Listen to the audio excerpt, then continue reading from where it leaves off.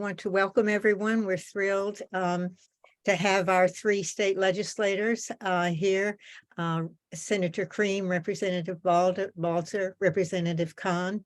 I want to just stop for a minute and recognize that Senator Creem last year brought over the finish line the clean heat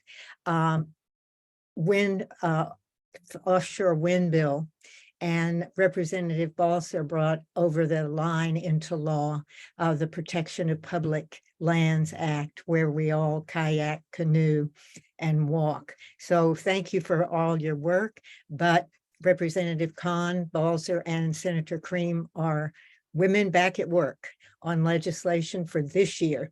So our goal tonight is to hear from them about their priority bills that they're working on, and for us to hear from them how we can help carry on their bills. This is a Mothers Out Front meeting that but we're very happy to have everybody. So if you could put in your name, by your name, your organization that you're a part of. Also, I wanted to just mention that Mothers Out Front's main campaign goal for the last 2 years has been clean heat, clean air. And several of the bills that we'll be discussing tonight are a part of that clean heat, or support the clean heat, clean air bill goal. But I wanted to read what Mothers Out Front envisions: a future where every child is assured clean air and a livable climate. In this future, Massachusetts homes and businesses are heated and cooled by affordable, energy efficient, all-electric systems powered by clean, renewable energy. We're working to create a world where communities overburdened with polluting energy infrastructure like Chelsea are protected and healed. With that as a kickoff for our meeting, I think we want to take a Zoom picture. So if everyone would smile. And Ellie, I think you're doing that. I'm going to try. Okay, here's screen one. And then there's the second screen of people. So smile again. I hope that works. Okay, thank you very much. Okay, so before we get to the our legislators, our climate champions, I just would like to take a minute, because today, September 13th, is the 5th anniversary of the Merrimack Valley Disaster. And it was a series of gas explosions and fires in Lawrence, Andover, and North Andover that damaged or destroyed more than 130 homes and businesses and killed a teenager. 30,000 people had to be evacuated, and 8,000 people were displaced for months. So remembering the Merrimack Valley disaster gives us a heightened sense of urgency to reduce the danger and the waste of our gas system, and to support legislation that will provide the safety and economic benefits of clean, non-combusting energy. Newton, Mothers Out Front, is unified in the message: gas is not safe, not clean, and not green. Since 2017, Mothers Out Front Newton has been raising awareness of Newton's hundreds of unrepaired gas leaks from old pipelines under our street. How risky is it? According to National Grid's second quarter report, out of 164 newly identified leaks, there were 86 grade 1 emergency leaks. These are all near misses. And there were approximately 679 grade 2 and grade 3 gas leaks carried over from previous years. And many of these were very high volume leaks. And since the Walnut Street manhole explosion and power outage in April this year, we know that many of these high volume gas leaks are co-located with our high voltage electric lines. So we advocate at the city and at the state level for triage and transition, a strategic approach to fixing the most wasteful and the most dangerous gas leaks, and prioritizing leak repairs over the pipeline replacements. In other words, we want to retire and rewire our community, but we need enabling legislation to do it. So our meeting tonight is part of our priority to build relationships with our policymakers, and we're grateful for them to be here. And we commit to just solutions for the climate crisis. And we're here to learn more from our legislators about how we can work together to get the legislation we need passed. So we're so grateful for our climate champions to come. I'm going to ask them each to speak about 10 minutes about their the legislation they've written or the legislation they've co-sponsored, about future opportunities for us to be supportive. And if besides the 5 priority bills for Mothers Out Front, if we have time, we can also go over some of the other bills that we endorse about utility company accountability and transparency, decarbonization, reforestation, and reforms of the mass save and gas system enhancement programs. So I'd like to ask Senator Creem to start. I'd like to hear from you about all the future of clean heat and the other bills that we want to focus on. Thank you. I'll put the link in the chat to the list of bills. Okay, so thank you, Ellie. Thank you all. If I weren't an elected official, I'd be on the call as a participant. I'm proud of all my constituents that they really realize how important it is that we look at climate. So I'm happy to update you about our climate bills and where various climate policies stand at this point in the legislative session. Unfortunately, most legislation has not started moving at this point in the session, moving out of committee. Hearings are still underway. I've testified at many, and bills have generally not been released from committee. But that doesn't mean nothing has been happening on the climate front, and it certainly doesn't mean that the bills aren't going to be released. Governor Healy's climate chief, Melissa Hoffer, spent the first half of the year drafting a report on how Massachusetts can strengthen climate efforts across all agencies of state government. That report was submitted over the summer, is being vetted by various agencies and executive branch offices. The secretary was kind enough to share that with us before it became public, and we expect the report to release soon. The hope and expectation is the Chief Hoffer will meet with my climate committee that I chair to discuss the report and her vision for future climate action in the Commonwealth. We are also expecting an environmental bond bill to be passed this session. The legislature passes this kinds of bill every 5 years to fund capital programs operated by the Executive Office of Energy and Environmental Affairs. I believe the bill is a good vehicle for passing strong climate resilient policies that will protect us against extreme heat, rising seas, and flooding from more frequent and more severe storms. The environmental bond bill is also an excellent opportunity to strengthen policies protecting trees and to expand our efforts to plant new ones. I will be advocating for the Senate to incorporate my municipal reforestation and public shade bill into the larger legislation. At the Senate Committee on Global Warming and Climate Change, which I chair, has been very active. And on this call is my policy director and the head of the committee, Garrett Casey, who can put his contact in the chat. And we were always happy. We talk to a lot of you anyway, and we're always happy to hear from you. We held a hearing earlier this year to explore novel methods of removing greenhouse gases from the atmosphere and to learn about the role that carbon removal might play in Massachusetts' path to net zero emissions, because we know that we're really not going to meet our targets unless we start talking a little about carbon removal. On October 2nd, I will be chairing a hearing on strategies for reducing embodied carbon emissions, which is the term for emissions associated with building materials and construction process.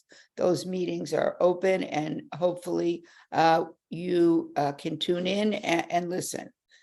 Just two building materials, cement and steel, account for 11% of global emissions. So there's big gains to be made by addressing embodied carbon. The Commonwealth has also been working hard to implement the climate laws passed last year that I served on the conference committee with. The Department of Energy Resources recently updated the more EV rebate program for electric vehicles, as the legislature instructed it to do. Massachusetts residents can now receive $3,500 rebate for purchasing or leasing a new or used EV. Low-income residents can receive an extra $1,500 rebate, and anyone trading in an old gas guzzler can receive an extra $1,000 rebate. Rebates are also now available right at the dealer, which makes the process much more simple for consumers. There are a lot of federal rebates as well. I'm not going to get into that, but these are the state. The climate bill we passed also created a working group to recommend ways to align the GSEP program with our climate mandates. As you know, GSEP is the $40 billion big program that gas companies are using to replace thousands of miles of gas pipe, which makes no sense given the requirement that we reach net zero by 2050. It is essential that we reimagine GSEP as a method for installing clean forms of heat and cooling, like network geothermal and air source heat pumps. I have to say, I put in a heat pump myself. It was quite a process, but I'm excited that I did that, while also providing the repair of leak-prone pipes. So what we need is for them to repair them, not replace them, unless that is absolutely necessary. And that is one of the principal goals of the bill of Future of Clean Heat bill that I filed. It seems like there is a growing consensus around the need to imagine GSEP and the role of gas companies more generally. I'm hopeful that the working group will make a strong set of recommendations that were consistent with the Future of Clean Heat legislation, and that this session we will take decisive action to facilitate the transition from gas to climate-friendly forms of heating. There were two hearings on the Future of Clean bill in July. I was so happy to see many of you in attendance and to witness an overwhelming show of support for the legislation.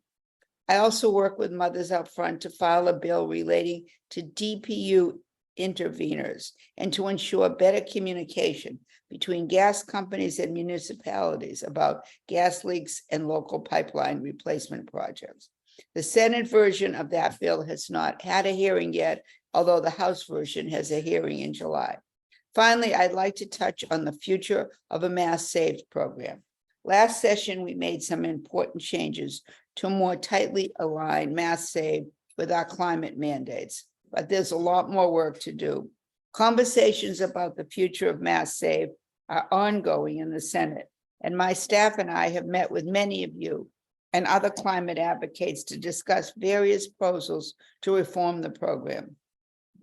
In partnership with advocates in Newton, I filed legislation to replace Mass Save's existing energy assessment with a zero carbon assessment that will help customers identify measures that would need to take to power their homes without fossil fuels.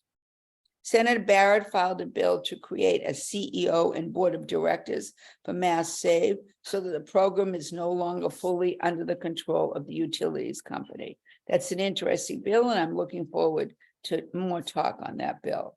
And others have raised important questions and ideas about Mass Save's funding source, the program's poor performance, reaching renters and low-income households, and challenges with developing a strong workforce to perform building retrofits. We have not yet reached a consensus about the best path forward, but I know that Mass Saves is important to mothers out front, and I'm determined to continue improving the program. We need to succeed in order to achieve our climate ambitions. And before I end, I would be remiss if I didn't mention a bill that the governor filed on green banks. We have on forming a green bank. We have bills that the legislature has filed. I was there when the governor made her announcement. I think that's a great thing, and I'm looking forward to having the green bank be a way that we can have many more people working in the area of climate. It is an area that we can certainly build up in Massachusetts. So thank you for inviting me to discuss ongoing climate work in the government and our shared priorities for the legislative session. I do have a listing of all of your bills. I love them all. Okay, I guess the link didn't work. Bob let me know that link didn't go, but it was in our registration form, and we'll send it out after the meeting of Mothers Out Front Priorities. But all I can say is, wow, that was quite an agenda for this session. And I hope that we can really be there when the opportunities are there to show support, to mobilize, people who are, can really make this happen this session. I hope we don't have to wait till the end of the session, but we'll certainly be there. Better late than never, right? Right. But I mean, I certainly feel like, after a summer with the heat we had and the drought and the fires and the poor air quality, if people don't think this is, a priority, I don't know what will convince them. So thank you very much. Representative Balser, would you like to go next and talk about your work? Okay, thanks, Ellie. It's always great to see you. You've been a champion for so many years and a partner, and it's so great to see everyone on the call. Judith, I want to thank you for mentioning the Public Lands Preservation Act. That was a big victory at the end of last session. It's a bill that I worked on for more than 2 decades. So Ellie, when you talk about, things taking time, and I know it's frustrating, but it was great to finally get that passed. And it's interesting over the years of working on it. At the beginning, I used to talk about it more as sort of quality of life and protecting our parks. And then as I guess I got educated and all of us got educated, I started pointing out it was actually a climate bill. We need green space, to absorb carbon and to manage, mitigate against floods and manage what we're dealing with. So anyway, thanks for mentioning it, and I'm proud of it and appreciate the support of my colleagues on that work. I want to sort of a shout out to Mothers Out Front for doing something that over the years, I always suggested to the advocates for the environment, climate advocates, to focus on a certain number, because there's so many bills. And I always said, I'm not an expert on these issues, and I really count on my constituents to direct me and educate me. And so, you've done that. You identified 5 top priority pieces of legislation. I have signed on as a co-sponsor to all of them. You additionally identified some what you called high interest, and I'm a co-sponsor of those as well. In fact, I looked up today, a co-sponsor for about 24 climate bills on a rate, on everything. Some of them about PFAS and pesticides, some about environmental justice, some waste reduction, climate adaptation, the range of topics. It is my hope and my guess that the legislature will do again what it did last session, which is to put a lot of ideas together. And of course, hats off to the senator for her leadership on that. But I guess the value of co-sponsoring these bills is just to kind of indicate the support. And then I don't serve on those committees, but the committees will be tasked with pulling some of the best ideas together and creating a climate bill. And, you know, hopefully, as last time when we pulled the best from the Senate and the best from the House and put it all together, you know, that can certainly happen again, and I hope it will. As the senator mentioned, your priority bills haven't moved out of committee yet. Some have been heard, some have not been, but you know, that is the way the Massachusetts legislature works. And the fact that sometimes we move slowly doesn't mean that we don't in the end do really great things. And so I'm hopeful. One thing I've become interested in this session is the whole issue of artificial turf. And the way I got interested is the way I often get interested in things, which is my constituents call me. And I got some questions. Several different unconnected people to each other called about artificial turf, I guess, because there's a conversation in Newton going on. But I got a call initially. Would it be okay? Well, it was coming from a critic's point of view, but is it okay to use community preservation funds, for instance, for turf? Got called, a constituent called me to, you know, because that's state law. Similarly, I got some calls, would it be okay if the city used ARPA funds for artificial turf? And then I did get a call, someone, because I, you know, work on Article 97 issues. Could we argue that it was a violation of Article 97? In any case, we did do some research, and really, we shouldn't use community preservation funds or ARPA funds for it. It was unclear whether we could make an Article 97 issue of it, but it got me really worked up about artificial turf. And just as I was getting worked up about it, I noticed that a colleague of mine, Carmine Gentile, filed a bill, which I immediately signed on as a co-sponsor. And it's House 3948, an act prohibiting state and municipal contracts for the purchase and installation of artificial turf fields. I mean, I'm just horrified that that we're putting these, you know, we're replacing old ones, and there's been talk of expanding. And I try to stay out of municipal issues, but, you know, because it's up to the, you know, city council and the mayor to make some of these local decisions, but on a statewide basis, I think we should be prohibiting. And I'm also working with, tied into that is, there's like 18 different bills about PFAS, but one that, and I'm a co-sponsor of several, but Speaker Pro Tem in the House, Kate Hogan, has a comprehensive PFAS bill that I've talked with her about, and I know it's like a top priority for her for this session, and I'm co-sponsoring that. So that's what I want to say. And just, you know, on the issue, I think it's wonderful that that climate activists are so committed to moving it along and speaking out and advocating. And I think it really helps. And I would say that people in the legislature do feel the urgency and recognize the crisis. But you know, it's the job of you guys to hold our feet to the fire, and you do a good job of that. And I'm grateful for your partnership and from all I learned from you. So thanks. Thank you very much. I hope you'll consider a lot of us to be resources to you. We have a very active group called Better Action Now for artificial turf in Newton, with a lot of great resources, and provided a lot of expert testimony. So it's very exciting to have climate champions in the legislature, and then to have so many people in Newton with the passion and the expertise to, you know, to work together in a partnership. Representative Kay Khan, who has a very exciting bill for statewide electrification. Do you want to talk about your legislation and what we can do to help get it out there?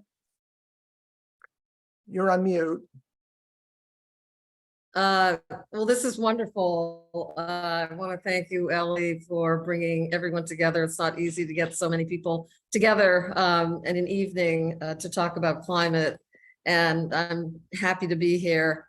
And I just, you know, listening to my colleagues, it's great to hear them. And I was really impressed with Senator Creem and all that she's been doing. That was really an amazing presentation. And also worked closely with Representative Balser on all of these issues as well. And just wanted to mention about this artificial turf. I just happened to hear on the news, sort of in the background tonight, there was an accident or something happened. I think it was on the football field just over the weekend. And there was a question about artificial turf versus grass. And the only thing they talked about was the accidents. And so far what they're saying is that it's about the same, the number of accidents that happen on grass versus turf. They didn't say anything about the toxicity of the artificial turf. So I thought that was kind of interesting. So it's definitely on people's mind, but they're looking at it from the accident perspective at this point. Yes, and I also wanted to just mention that I've, in the legislature, along with working with you and being informed about all the incredible number of bills that you have proposed this session. And I think I've probably signed on to every single one of them. We looked at them all, kind of went over with you before. So I just want to say that that's been very helpful. Again, I feel grateful we live in the city of Newton. We have so many folks that are really interested and I guess, as Ruth Balser was saying, keeping our feet to the fire. And I think really we have learned so much from all of you. The one other thing that I've done this session is, and I actually did this last session, is I joined the Zero Waste Caucus. So that's been very interesting in terms of things that I hadn't even thought about, but the importance of really looking at ways that we can, whether it's composting or various other things. Today, there was a discussion on plastics. And so I find that very helpful and very useful. And then the other thing I'll just mention quickly is that I feel is climate, and my colleagues have been passionately supporting me, and that is transportation and just working on getting the commuter rail in Newton, the 3 stations, accessible to all. And I see, transportation as really climate because it's getting people out of their cars and back, commuting or using public transportation. I think that's a climate issue as well. So that's one of my passions. But I'll just mention this legislation. I've had the great honor of working with Ann Berwick, who I know is on the call this evening, and I have really, it's been a great honor to work with her. I feel like I've learned so much. I certainly was not an expert in climate at all when I got started, but we somehow came together a few years ago, and she has educated me, and I'm really delighted to just mention the bill that I filed. I actually filed it last session, but it was a late file, so it didn't get quite enough attention. Although we did manage to get a meeting with the Speaker of the House, Ron Mariano, about the bill because I was so excited about it. This year, this session, it's bill number House 3183, and I did testify on the bill in the Senate in front of Senator Barrett. And I have to say, I think it's the first time it ever happened. Mothers Out Front was there, and they actually clapped when I finished, and so that was pretty exciting.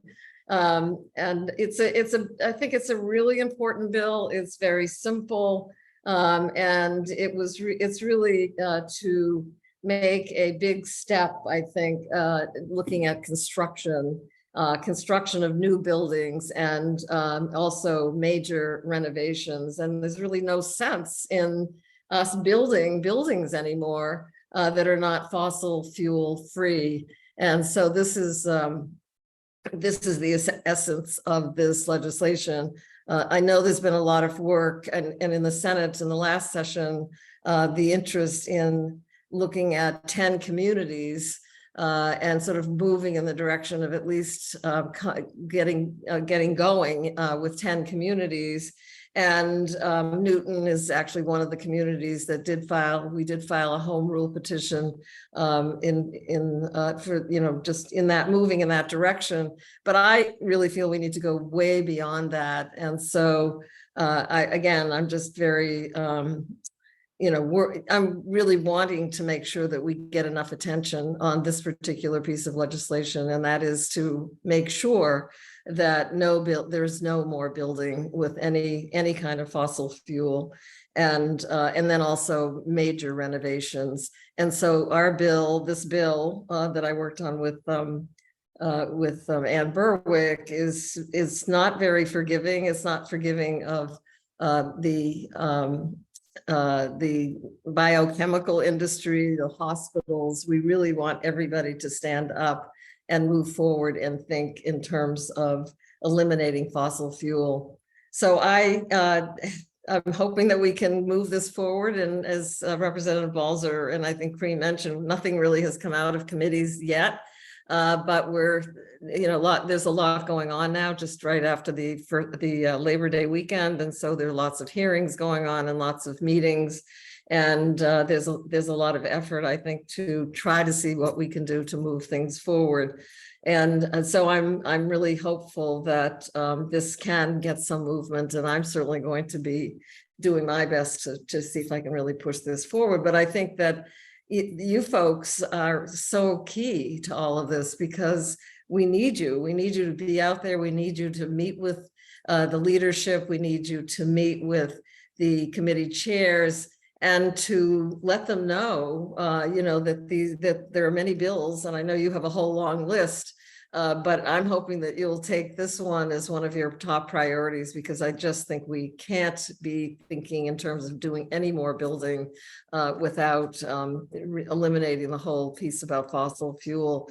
And I think that also the whole idea of heat pumps has come up, and I find it kind of interesting. I've been in discussion with Ann Berwick about this as well, because as people are doing renovations and wanting to move toward heat pumps, I think it's pretty complicated. And we sort of talked about needing a coach, finding somebody to sort of coach you through the process. I'm not sure. I know that Cindy Creem mentioned that she has moved toward heat pumps. So I don't know if I'm going to talk to her to see how, what her thoughts were and how that worked for her. But it's not something that I'm familiar with. I'm kind of thinking about this on my own in terms of my own house.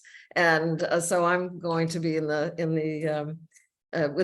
going to be looking to see if I can figure it out, get a coach or someone to kind of walk me through it, because I think it's complicated. And I know that Mass Save has been helpful to many people who've gone forward, and because if you can get some benefits and some reimbursement, I think, when you move forward with the heat pump, for example. But in any case, I'm hoping that you'll continue to consider House 3183 as one of your top priorities. And again, I think you folks are key to all of this. It's the folks out there. Mothers Out Front are well known, and the more you can get out there, the more you can meet with colleagues of ours, and just get to hearings and be there. And I think that's really key. And I think that can make a difference, because I think none of us can do this alone at all, and we need the support of folks like you on the outside. So again, thank you very much for pulling all of this together. And I'm excited that you're all here, and great to see so many of you participating in this process. Okay, thank you, Kay. I just want to hasten to let you know that you are not alone. Newton has many energy coaches, and we have an official energy coach in the administration. So Marcia Cooper, I think you're on the call. Do you want to say something about the energy coaches that could help Kay start the process of finding out more about or Ann? Yeah, I just put something in the chat. Thank you, Ellie. Yeah, thank you, Representative Khan. I just put something in the chat this minute. Newton was, to my knowledge, the first city or town in the Commonwealth to actually hire an energy coach. We have a full-time energy coach as well as a volunteer energy coach program. It's funny, I was just on a call at 4:30 this afternoon with the volunteer energy coaches and the city's energy coach. Our energy coach program has now coached about 550 people. over the course of the last 2 years. So it's been very active and successful. And I'm one of the energy coaches. Yeah, so if you need an energy coach, Newton's there. Great. Marcia, do you want to add anything? Thank you, Ellie, and thank you, Anne, and Leora Silks and all the volunteer. I think I saw Bob Persons is on here. He's an energy coach. That's right. Craig Foreman. We've been doing this. These people have the expertise to help us in for our future campaign. And Green Newton is so delighted to be working with Mothers Out Front and our representatives to make more people to help more people to learn about all the steps that they can take to make their homes more energy efficient. Thank you. Thank you, Ellie, Kay, and Anne. And I Okay, put so- Leora Silk's contact information in the chat. Right. So again, we are so richly resourced, and I think one of the things that we can make sure we do is write letters to the editor, write our friends and colleagues and family in other parts of the state to make sure they're aware of the resources and of the opportunities to really get the message out. And I think we can lift up all of this important legislation. So now we were hoping to save a few minutes for people to ask questions. Do you want to raise your hand, and I will ask you to unmute. Melissa Brown, I see you. You want to unmute and ask your question? Sure. I think I'm unmuted. Can you hear me? Yep. Okay, great. Thank you. There is a public resource that pulls carbon from the air, raises temperatures, dissipates stormwater, reduces particulate pollution, and more, and that's true. The older the trees, the more of those services it supplies. But I'm very concerned because both local officials and Governor Healy are continuing in greenwashing exactly the kinds of disastrous tree cutting policies that have contributed to our current existential threat. The poster child for what's wrong with the Healy administration is the recent tragedy of a developer that, despite not having all the permits as required, clear-cut 2,000 plus trees 2 weeks ago from a, quote, exceptionally biodiverse forest, unquote, in Wakefield. I have personally sat in on multiple meetings where Healy's top climate officials explained to activists from the community with 6,000 plus signatures against proceeding that their job in the Healy administration is to help developers avoid environmental impact reports. And there are environmental justice, accessibility, and fiscal problems with the insistence on blasting a hilltop forest instead of using the already approved alternative site that is allegedly being held in reserve for a minor league hockey rink. But Melissa Hoffer, Tori Kim, Stephanie Cooper, and others did nothing. Similarly, Healy's so-called climate smart forest initiative is anything but. The advisory panel is packed 9 out of 12 with timber industry apologists who deny the scientific evidence that forests should be left alone for the best climate benefits, not managed, which is a marketing euphemism for clear cutting. Newton's new zoning proposals are not following the science of the importance of trees to help with cooling, flood reduction, and pollution reductions because they're not leaving enough of a setback nor requiring that any green space for trees be part of the density improvement. It's all green. And I want to know, Senator Creem and Representative Balser and Representative Khan, I know you all care a great deal about climate and trees in particular, and I want to know what steps each of you will publicly commit to hold the Healy administration accountable for these kinds of business as usual practices and to push locals in Newton and elsewhere to include green infrastructure in the plans for green development going forward. Okay, that was a little broken up, Alyssa, unfortunately. So I hope you can submit that in writing too well. Does anybody want to respond to the question? Or does anybody have a question for Melissa? So I'll just say a few things. It's complicated. Everything's complicated. And even amongst the advocates, there's some not unanimity on what to do with old growth, and some who support some logging. So I'm not positive where that is, but my municipal reforestation bill includes languages to have cities and towns plan preserved trees. So it requires a plan from everybody.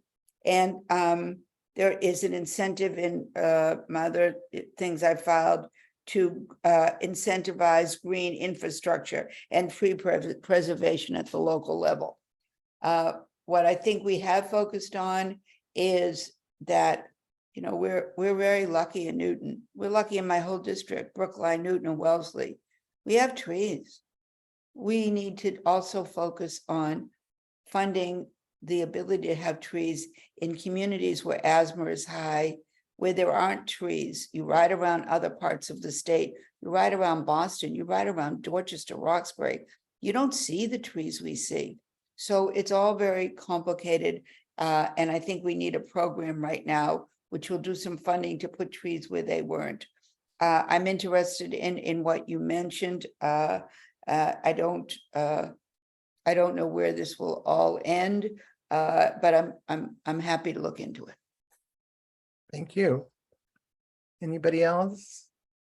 Okay, I see Jonathan Cantor in the, you put a question in the chat. Do you want to go next? Yeah, I'm happy to say something. I support all of your efforts. You know, Senator Creem, Representative Balser, Representative Khan, I appreciate all the work you're doing. I'm a practitioner. I'm out in the field, both selling heat pumps and helping people install them and helping them evaluate their homes and electrifying as many homes as I can. I can tell you that there's really poor education on heat pumps within the trades and also with designers and certainly with homeowners. And if we want any chance of really fighting climate change or limiting its impact, we really have to electrify all of our existing homes. And we're not going to do that if the trades either don't understand what they're doing and install things wrong or size things incorrectly, and then the public gets a bad experience and will react negatively to this effort. So we really need much more done in education, perhaps with more requirements to force suppliers perhaps to educate the people that are buying their products, with manufacturers to make sure that they have more rigorous testing programs and protocols for installation of their equipment. You know, even if they're installed properly, if there's a leak in some of these systems, the leaks are even worse than the effort to cut the greenhouse gas emissions that we're trying to prevent. You know, the installation is critically important, and there's just a lack of education and with requirements. I mean, I think it has to work hand in hand. And you know, we can talk about carbon, sequestering, you know, future possibilities, but they're going to be moot if we can't get our existing housing stock electrified. You can talk about zoning in Newton and whether we're going to save a few more trees. Again, lofty goals, but I think you're missing the point. Electrifying houses is critical, and that should be the focus of most of our efforts at this time, in my opinion. Thanks. Can I comment? Yep. I had a terrible time with the heat pump, and I did get a referral from someone in Newton, and I did have people come and say that I couldn't do a heat pump but that there were no heat pumps that would take me below 35 degrees, and that I needed a backup furnace, and that we could not do that. I found it extremely frustrating. I had people come to my house. I had someone referred from Newton that came and told me my house, oh no, I needed something much bigger than what I even got. I was fortunate. I got referral from somebody from one of the utility companies who had done a heat pump. We had a wonderful company come in. We just got our second heat pump.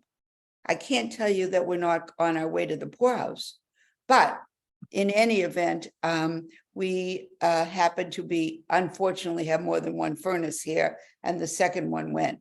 And we have a heat pump, the first heat pump that goes, we had no problem all last winter. We had no furnace backup.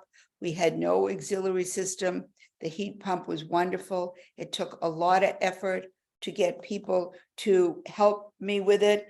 I worked with a colleague of mine who also had a problem. We need to bring the contractors and the tradespeople on board. Mass CEC has been doing some workforce development around this. Mass Saves has been working to build out a heat pump, install a network. Manufacturers are doing more, but we need education, and more work definitely has to be made. I do have a colleague who put in a heat pump and then had a leak, and that leak is worse than if he didn't put it in. I totally agree. Something the Senate is thinking about with regard to that. I don't want to be negative because I love my heat pump. And now the second heat pump, I wanted to take a picture and post it about standing next to my heat pump. But my family thought that it wasn't good that I post where I live, so I didn't do that. But I do think it's a wonderful thing. But Kay, I don't want to tell you the name of the company I use because it's not up to me to do that. But I'm happy privately. We use the same company the second time, and I know Ann is one of my favorite people. But geez, Ann, I had a tough time. So, but I did talk to Marsha about it, and we're on the right track. So thank you. I couldn't agree with you more. Quite a story. Okay, the next three questions, Larry, Epstein, then Karen, Corey, and then Ann. Is that okay? Larry, you want to go? Yes, thank you.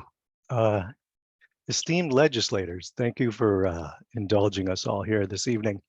All three of you voted for the climate bill, which included an explicit prohibition from funding research into nuclear energy.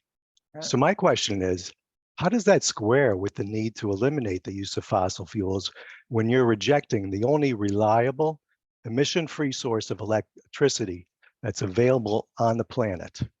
And if you agree with me and countless others who see the imperative in boosting nuclear energy to really get us out of this mess, do you support amending the bill accordingly?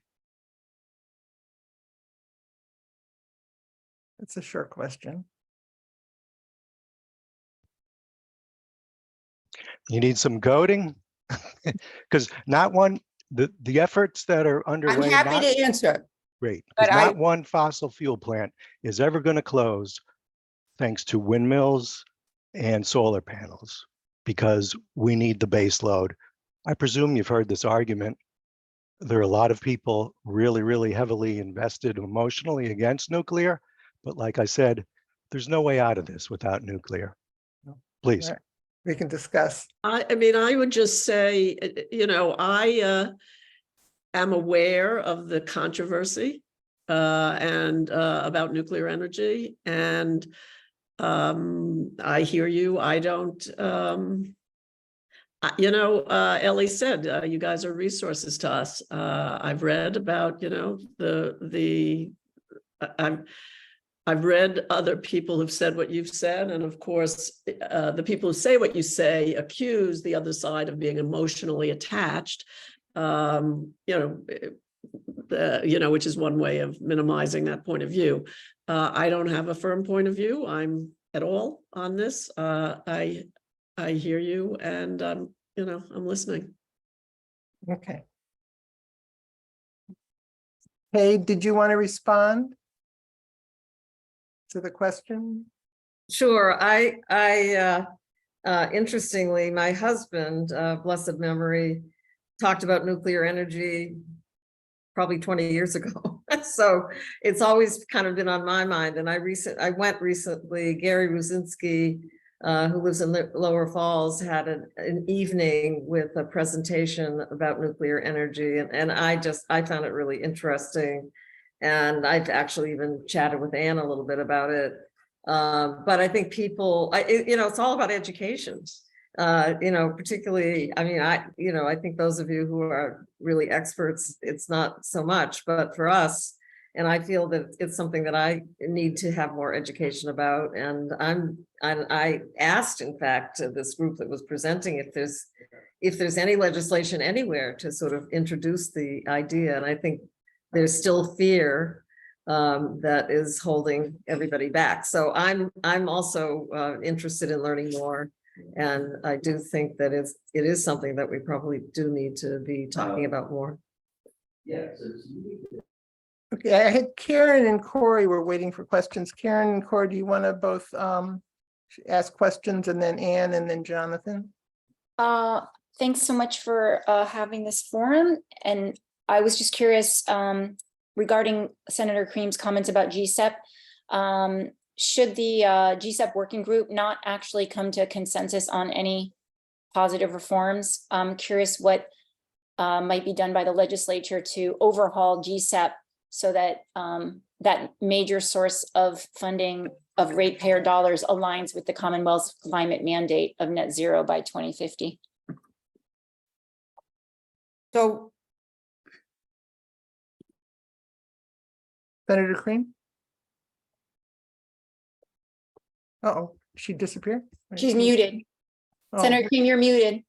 oh, it's always good answer when you're muted. Nobody disagrees. So the legislature can't act without the working group making recommendations. And it was important that we got that working group in and that we got an ability to make some decisions. It would be great to get consensus from the stakeholders on that issue.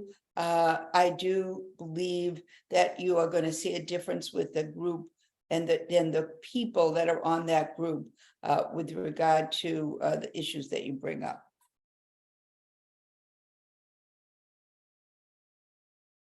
does that answer the question about it? I would actually, can I jump in, Ellie, to reframe this Q&A as less about Q&A and more about comments? I mean, I'm hearing that there are extraordinarily well-educated people on this call. And I, for one, am just happy to take in the information you want to share. I'm not sure it's, at least for me, I think my two colleagues actually have delved more into some of this than I have, but I see this as an opportunity for me to learn from you. Great, okay. Corey, and then Anne, and then Jonathan. Well, my question was for Senator Cream. First of all, thank you for your incredible work. Really excited to be supporting your efforts to get legislation passed in this session. We certainly are focused on the future of clean heat, along with other bills. I am excited that you chair the Global Warming and Climate Change Committee.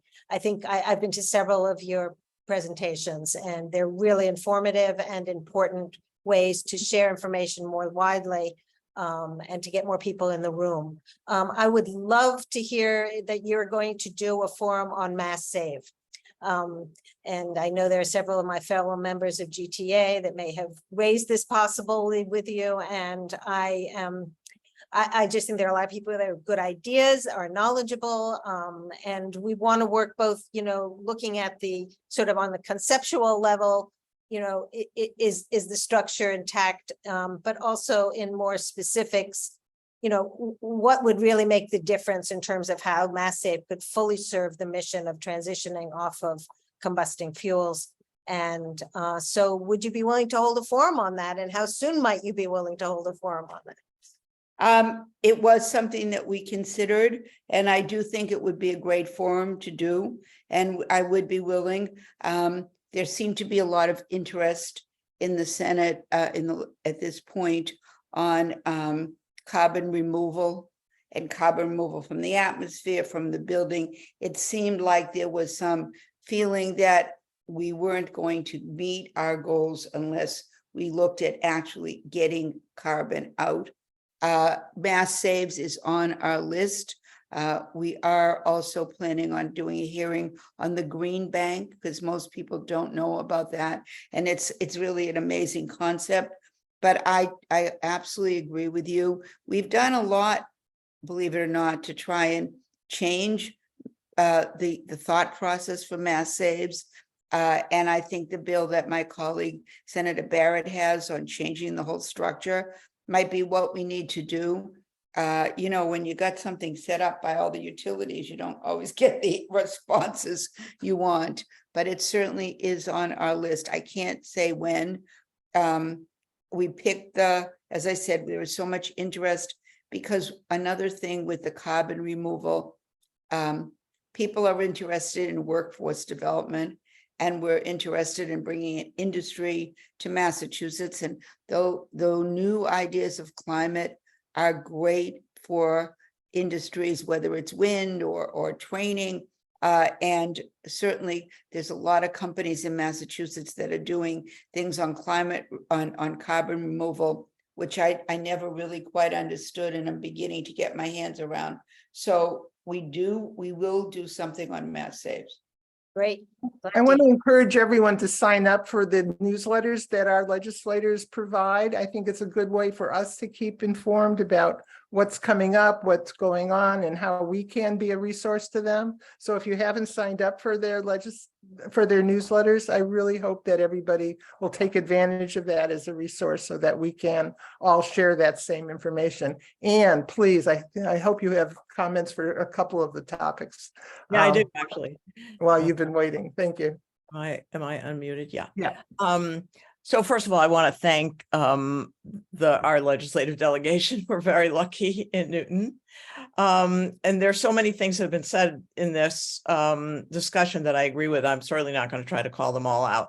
I do want to call out three of them. Number one, I totally agree with what Jonathan Cantor said about the need for workforce training. Absolutely critical. Number two, the myth that heat pumps don't work at low temperatures. So we have heat pumps in our house in Newton. Easy enough. We have heat pumps in our vacation house in New Hampshire. We live in the mountains there. We have no furnace because the house is so well insulated. We have heat pumps, and we were there during the coldest spell this winter, when the absolute temperature got down below minus 20 degrees Fahrenheit. That's not with a wind chill. Wind chill was 45 below. And our heat pumps were fine until the middle of the night at about 10 or 15 below. Then we have in the bedroom, a little baseboard electric heater that kicked in for a few hours until the heat pumps went back on. We have no furnace, no need for a furnace. We're always fine until the temperature goes down well below zero. So not a problem in Newton, just not, this is a myth, and it refers to old technology. Number three, nuclear. Nuclear power is bad. Climate change is worse. Right? I am a firm supporter of nuclear power, not because it's perfect, but because we need it to address climate change. And I just want to point out, to my knowledge, there has never been a death in this country. I'm not talking about Chernobyl. There has never been a death in the United States associated with the use of nuclear power for energy generation. There was a death related to a nuclear powered Navy submarine, but never a death related to electricity generation from nuclear power. Now compare that to fossil fuels, and think about nothing other than brown lung disease. So and the effects of particulate matter on health associated with the use of coal and oil, to a lesser extent natural gas. So I mean, fossil fuels are so much more harmful in terms of climate change and health, then nuclear power is just so much safer than and better for the environment than fossil fuels. So I'll stop there. Okay. Jonathan? Thank you. I agree 110% with what Ann just said. I would caution about nuclear energy. I think it takes about 20 to 30 years to build a new nuclear power plant, and we don't have that time. That's not to say we shouldn't do some research. I'm not opposed to that. But if we don't get our housing stock in order, you can forget nuclear energy. The game's over. So you just got to prioritize things correctly, and you can't be all over the board trying to do everything all at once and expect that you're going to be successful on the number one priority, which I think is electrification. So that would be my plug. Yeah, here. Okay, so we're going to have lots more conversations as the planet heats up. We're going to have to go to announcements so we don't run over too long and keep people too late. Judy, do you want to? Just a last question. I believe there are smaller nuclear power plants that don't take so much time, that are being newly installed, that don't take so much time to build. Does anybody know anything about that? Yeah, I can address that actually. That is the case, but I think this really is a really moot point for New England. I chaired the Energy Facility Siting Board under Governor Patrick. It's not a position with which I agree, but there is no way that we will ever cite, or in my lifetime, that we're going to cite nuclear power in New England. So I think this is a theoretical question for New England. I mean, you can say there's some interest in building the new smaller modular nuclear power plants, quicker to construct, less expensive. There's some interest in that in the southeast of the US, but it's not happening in New England. So for us, it's really an academic question. Okay, and we have some really important stuff going on. Melanie, are you here? Can you talk about the Hanscom and some of the activities that Mothers Out Front is engaged in? And we're just going to have a few announcements, and then anybody who wants to hang out, we have the Zoom room for a few more minutes after 8:30. Melanie? Yeah, hi.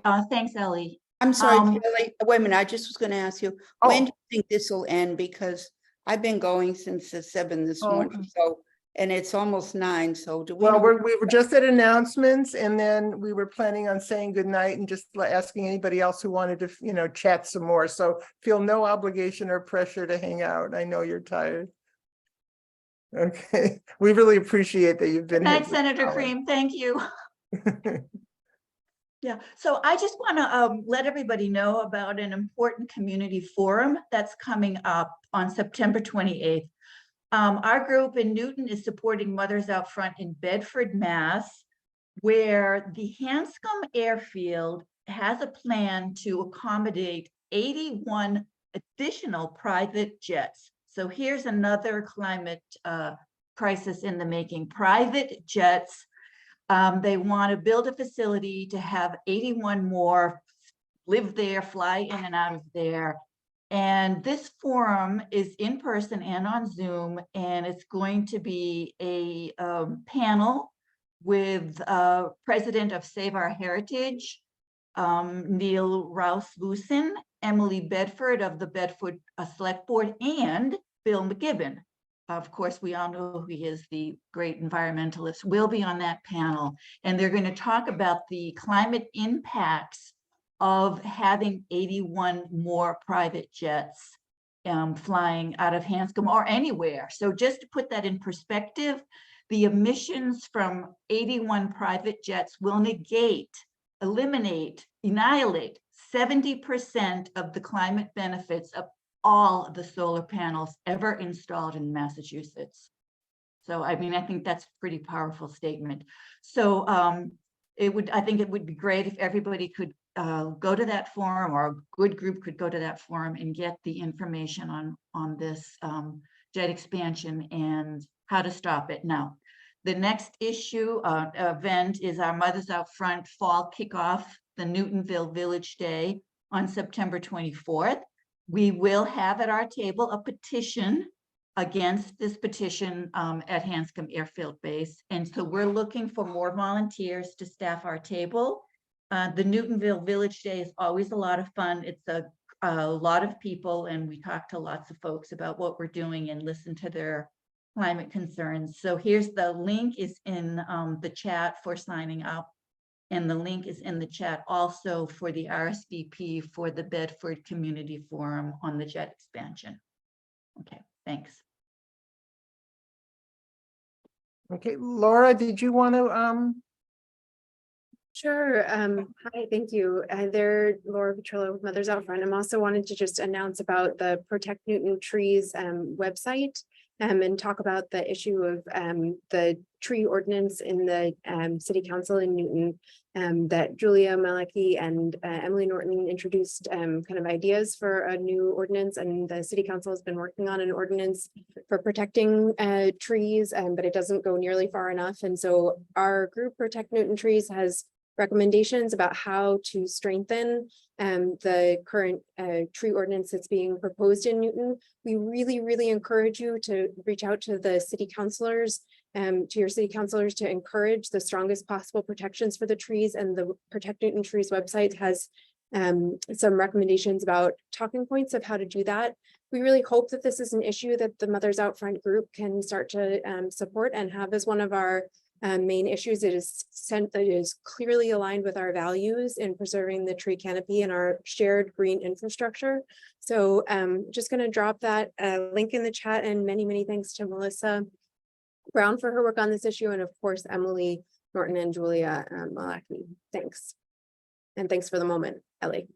Okay, so it's after 8:30, so we were planning on saying good night. Unless anyone else wants to make any final comments or questions or announcements. Anybody else? I don't see anybody's hand up. So I just want to really express my gratitude for everyone who came tonight. We're committed to working together on all of these issues and to being resources to each other. I care passionately about getting this legislation that we've talked about passed this session. We've done a lot in the last 2 sessions to get climate bills front and center, and I don't think there's another more important issue that we can all, I think Al Gore said, we're lucky to be living at a time when we have such important work to do. And I hope that, we can all mobilize to get this done. So thank you very much, and good night. And I'll hang out for a while. So anybody else who wants to let me know how this went or make comments or suggestions, I'll hang out for another 10 minutes. Thank you. Special thanks to our legislators. Absolutely. Not to get into a debate, but Ellie, I'm going to send my notes on a conversation with Newton's tree warden today. Okay. Tree ordinance. I think there's a lot of agreement between counselors and the tree warden. And if you want to share that with Mothers Out Front, just to see, to understand it, the document has information about what many people are asking for, and then the direction that Mark Welch expects things to go in. So the Programs and Services Committee is discussing the issue, and everyone wants tree protections. There's nobody who doesn't want tree protections. It just, there are some nuances to the ordinance. And so I'll send it to you. You can share it with people. We're not going to get into a debate tonight about it. Okay. Newton's going to be debating this at our board meeting tomorrow night. Oh, okay, Emily. Yeah, I just wanted to offer that I'm happy to speak with anyone who has questions about the tree ordinance. Julie and I worked with Mark Welch for over a year with Melissa on the ordinance. And then sort of at the last minute, Mark Welch was sort of singing from a different sheet of music, and he works for the mayor and she has her own perspective. But I would hope that this group would listen to all of the perspectives on this, because we have an opportunity to go very boldly here.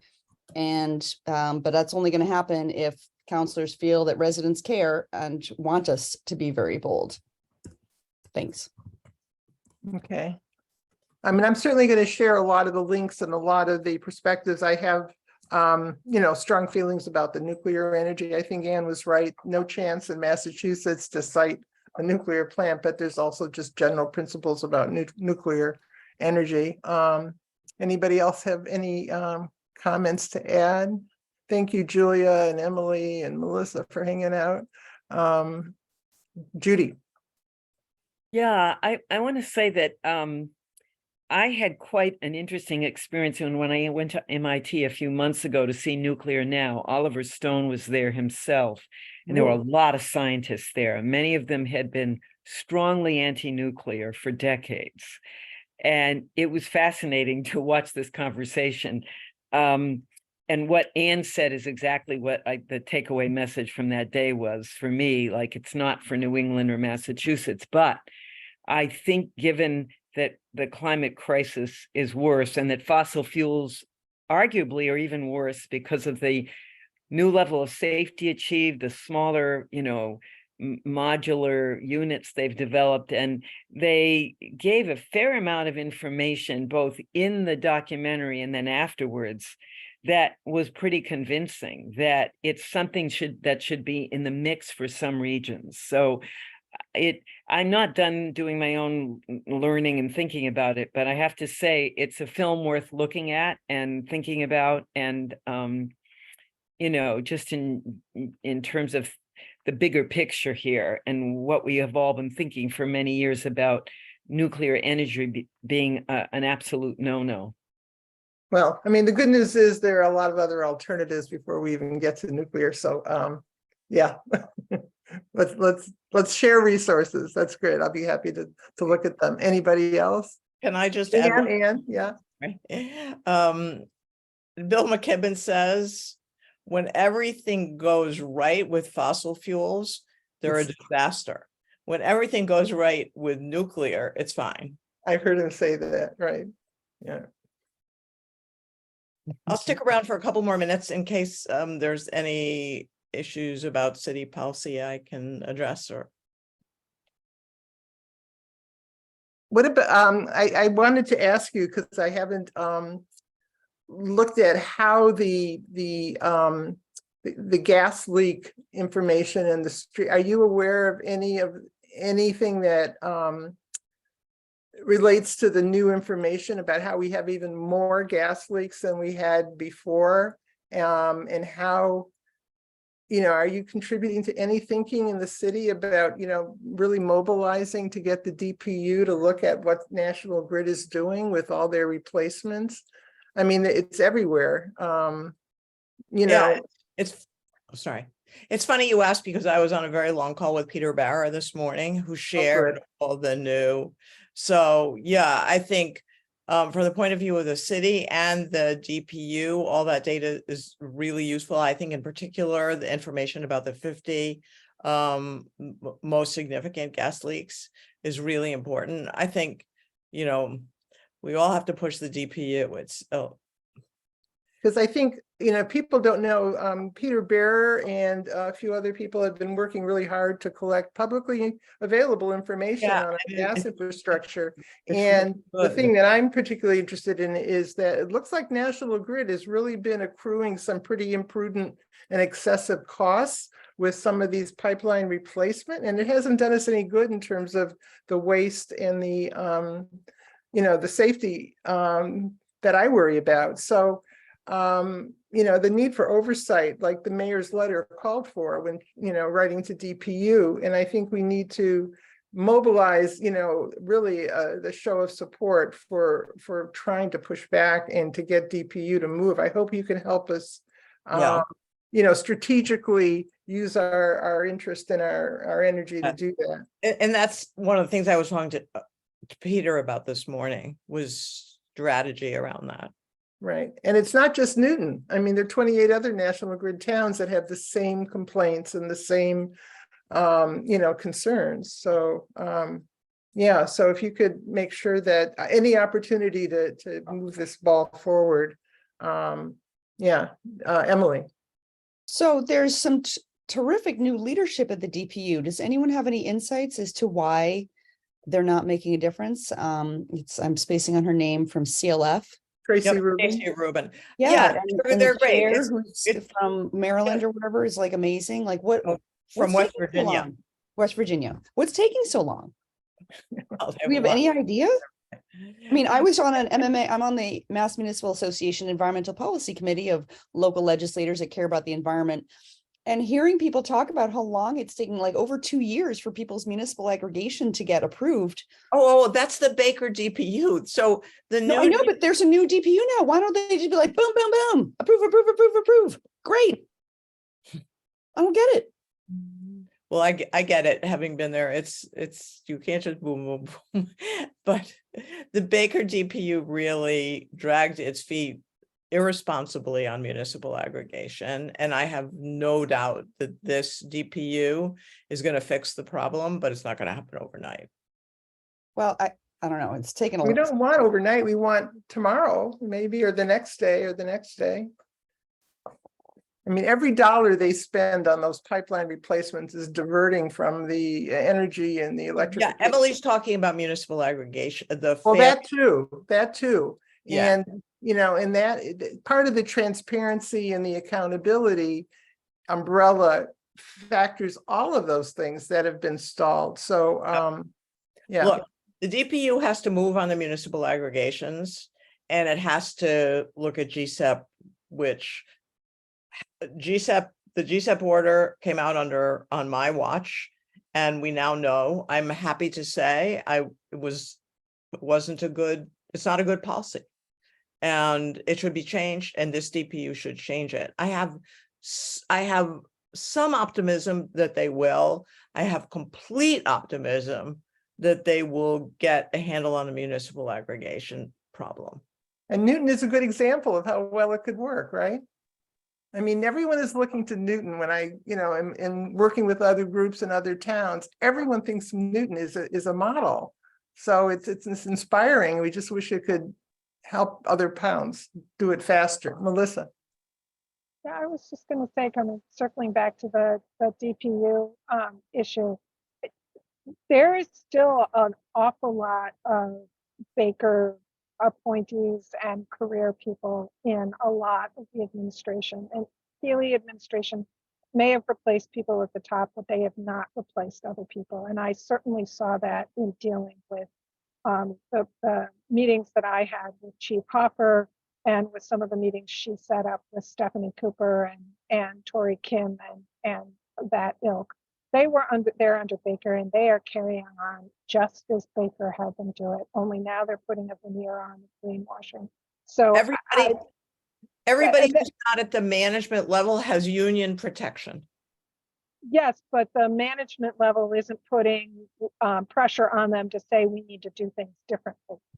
And so it's going to take a long time to undo that. And that's part of the problem, when what we absolutely need is bold action.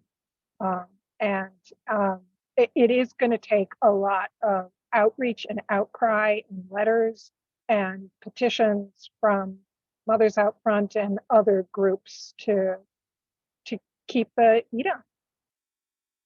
Right. Okay, so we have the house for another 9 minutes. So is there anything else that people want to comment on? I was pretty impressed with Senator Creem and her agenda. What a busy person. And I think, there's everything we can do to make sure people know those are real solutions. And Kay's bill, again, I think I hope it doesn't have to wait for 2 years to get to, wait till the end of the session. And I think we have to really do what we can to lift that up and get the word out about how much that solves. Because I think the towns that are arguing about the little details of the stretch energy code and this and how things are different and what it helps people do. I mean, after this summer, it just doesn't make sense that people are still taking these baby steps. Melissa, did you want to add one more thing, or is your hand just still up? Yeah, no, I did. I wanted to ask about if there's a way we could start to talk and think about how to take more holistic approaches. I mean, one of the issues that came up tonight after I mentioned the trees, I got a private direct message in the chat from somebody who was like, trees don't really count. We have to do this other. And certainly that's something that Jonathan said, where the number one priority is electrification, not trees. And I think that we need both, right? We need the housing density. We need electrification. We also need trees. And we've got to start looking at this in a holistic way where we say, okay, yes, let's have more dense housing, but we also need to have requirements that we maintain trees on lots, because that dense housing is going to need reductions in costs for electrification to keep the house cool and better storm drainage, et cetera, et cetera. And there's been a tendency in the groups that I've seen in Newton to silo. And what can we do to pull our groups together so that we're working together instead of against each other for a holistic approach that's really going to help mitigate climate?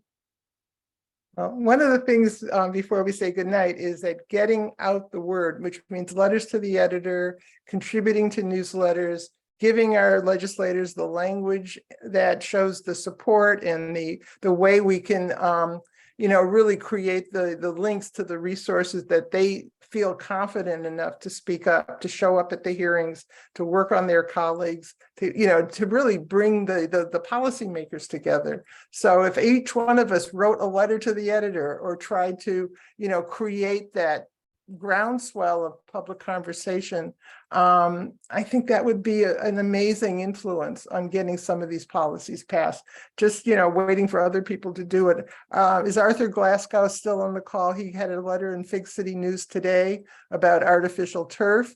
That was, very, very helpful, because he wasn't one of our usual suspects. We need more people that we know to create, and to use the arguments and to use the evidence and to use the resources to make sure they get out. So that's my recipe for advocacy. Show up, stand up, speak up, and team up to make things happen. And I hope they can happen a lot faster. So anyway, so thank you everyone for being here tonight. Any comments, suggestions, criticisms? Miara?